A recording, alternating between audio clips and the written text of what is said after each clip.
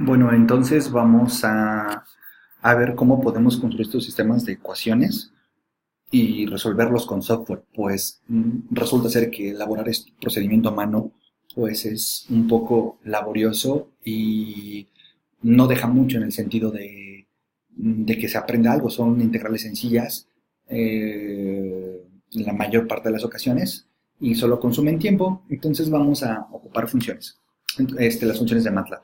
Entonces vamos a tomar algo que se llama manejadores de funciones.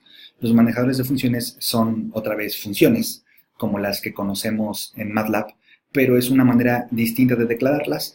Tienen algunas ventajas, algunas desventajas, pero en particular nuestra necesidad de ocupar ahorita manejadores de funciones es porque algunas instrucciones de MATLAB solo sirven con manejadores de funciones.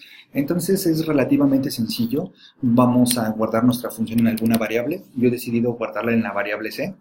Posteriormente voy a escribir el símbolo de arroba. Esto precisamente es lo que lo hace manejador de función en cuestión de sintaxis. Después, entre paréntesis, voy a escribir mi variable con la que quiero escribir mi función. Yo voy a escribirlo con la variable x y después voy a escribir la fórmula que yo quiera en términos de la letra x. En mi caso, solo quiero que la función sea x. Entonces, me dice, si no escribo punto y coma, me despliega, me dice que la C es un manejador de función y que esta es la estructura. Entonces, por ejemplo, puedo escribir C de 3, que es 3, C de 5 es 5, pues porque la fórmula es C igual a X. No he hecho nada, ¿no? Ok, entonces borro mi pantalla y lo que voy a hacer es calcular las integrales que necesito. Si recordamos, esto que está aquí es la integral del número 1, que esa es muy fácil. La integral del número 1 sería x evaluado de 0 a 2, pues nos queda 2. Entonces este es muy fácil, no voy a ocupar software para hacer este primer elemento porque simplemente es de restar los extremos del intervalo que me den y siempre va a ser eso, nunca va a cambiar. El siguiente elemento va a ser la integral de x. Para eso voy a utilizar el comando integral y voy a escribir mi manejador de función, es decir, la función que quiero integrar, y posteriormente voy a escribir el intervalo de integración, voy a escribir de 0 a 2. Y eso me da un 2, que es como he encontrado este coeficiente. Después, si yo quisiera, por ejemplo, integrar x cuadrada, lo que hago es que declaro una función que sea x cuadrada. El detalle que hay que comentar aquí es que la operación debe de estar pensada en el sentido de que permita a x ser un vector de valores. Entonces, si x fuera un dato, x al cuadrado es totalmente válido, pero si x fuera un vector que tiene muchos datos, entonces yo tengo que agregar el operador punto antes de la operación que quiera realizar. Entonces, esto es también por sintaxis del manejador de funciones y del comando integral. Por lo que si voy a poner una operación, tengo que considerar el operador punto, pensando en que x puede ser una variable con muchos datos. Entonces ya tengo mi función c, que la he modificado ahora es x cuadrada, por lo tanto puedo volverla a integrar, pero ya con esta modificación. Entonces la integral de x cuadrado de 0 a 2 es 2.66, que ocupé en algún momento para calcular un coeficiente. De la misma manera puedo hacerlo para x cúbica y calcular la integral, que es un 4, que también en algún momento ocupamos en esa explicación. Y para integrar x quinta, cambio la función a x quinta y después la integramos, que es 10.6666 periódico, aquí está, y así sucesivamente. Entonces de esta manera puedo encontrar mis coeficientes relativamente rápido. Y ahora vamos a encontrar los números a los cuales está igualado cada una de estas ecuaciones. Entonces voy a escribir mi función f como manejador de función, es la variable x, y voy a escribir la x de x, ¿ok? Que sería mi f de x. Punto y coma para que no se despliegue. Escribimos la función que queremos integrar, que sea la x, y después de 0 a 2. Y entonces esto nos da 6.38, que es un número que ocupo para armar mi sistema de ecuaciones. Y después quisiera yo integrar x a la x, porque necesito esa expresión para calcular este número. Entonces eso sería x por x, pero escribo el operador punto pensando que que x tiene varios datos, ¿no? Entonces, ya que hago esa modificación, integro esta f y me da 83891, que es el que ocupo aquí, y después si quiero ocupar x, la integrar x cuadrada por e a la x, elevo al cuadrado y escribo un punto y vuelvo a integrar, que es 12.77, que 7781 que ocupo por aquí, etcétera, etcétera, etcétera. ¿Okay?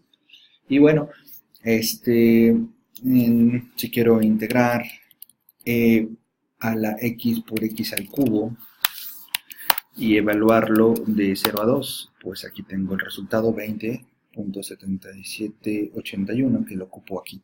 Y esa es la manera en que podemos ocupar ese software para armar el sistema de ecuaciones y después pues podemos, por ejemplo, utilizar una instrucción para resolver el sistema de ecuaciones. Por ejemplo, para resolver este sistema de ecuaciones es 2, pongo la matriz de coeficientes, 2.66.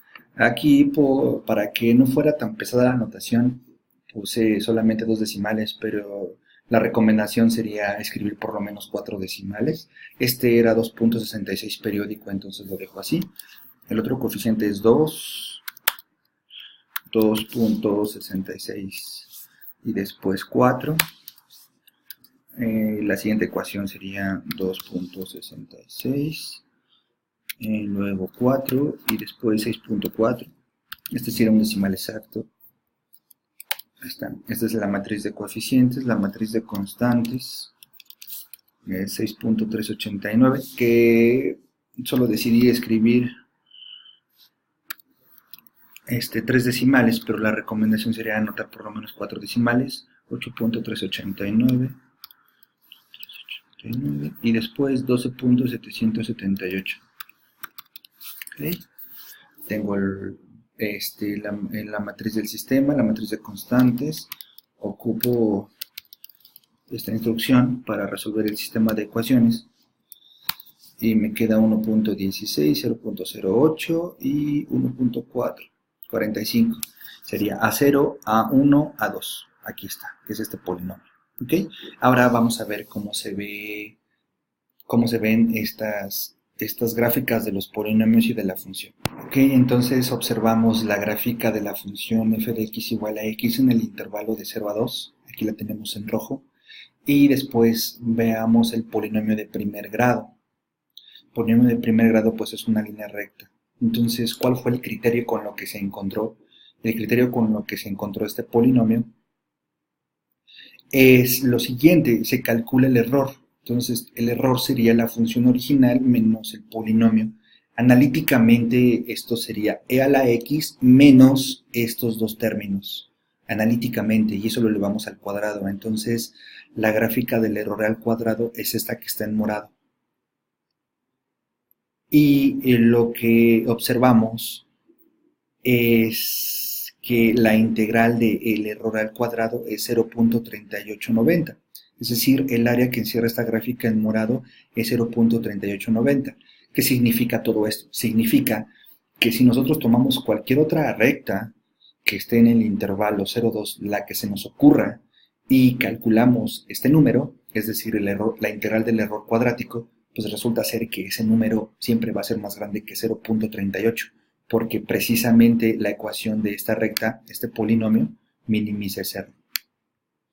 Es el mejor polinomio de primer grado que ocasiona que el error cuadrático tenga área mínima. ¿Okay? Entonces, con la misma idea podemos observar ahora el polinomio de segundo orden. Como ven, es una aproximación, digamos, se parece más en el sentido que las alturas de la gráfica en verde, que es el polinomio de segundo grado, respecto al original, se parecen más cercanas. Podemos calcular el error, que sería la fórmula f de x, que sería e a la x menos estos tres términos. Esa sería la forma analítica del error. Elevamos eso al cuadrado y podemos ver la gráfica. Como observamos, aquí está la gráfica. El error es mucho menor, que era de esperarse, porque por la gráfica, ¿no? Es decir, de manera gráfica se ve que las alturas se parecen mucho, por lo tanto el error es más pequeño. Y el área que encierra E cuadrada, que sería lo que andamos minimizando, pues es 0.010. Este polinomio es el mejor polinomio que se puede encontrar de tal manera que se minimiza el error cuadrático. Y de la misma forma procedemos ahora con el polinomio de grado 3. Parece indistinguible, ¿no? Si lo activamos, pero si nos acercamos podemos observar que sí hay alguna diferencia. Están muy cercanos el polinomio de grado 3 respecto a la función, ¿ok? Entonces vemos, pareciera que una aproximación de grado 3 es muy buena para aproximar esta función exponencial en el intervalo 0,2. Vemos el error cuadrático, es básicamente nulo.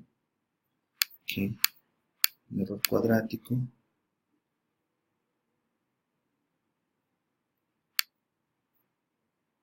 Las alturas son muy pequeñas.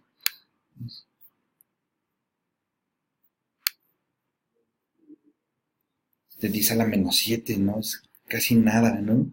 La diferencia. Y por lo tanto el área que encierra, pues, es muy pequeña, ¿no? La integral del error cuadrático de 0 a 2 es 0.0001641. ¿Okay? Bueno, entonces esta sería la manera gráfica de observar los resultados que se han comentado al principio de esta secuencia.